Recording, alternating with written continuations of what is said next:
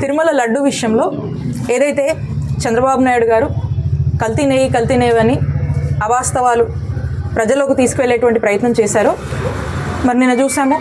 CBI తమ రిపోర్ట్లో, chargesheet రిపోర్ట్లో స్పష్టంగా దీంట్లో యానిమల్ ఫ్యాట్ లేదని వెల్లడించింది. అలాగే ఎన్డీడీబీ కూడా యానిమల్ ఫ్యాట్ కలవలేదు అని చెప్పి వారి యొక్క రిపోర్ట్లో స్పష్టం చేసింది.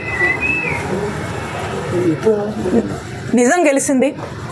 అని చెప్పేసి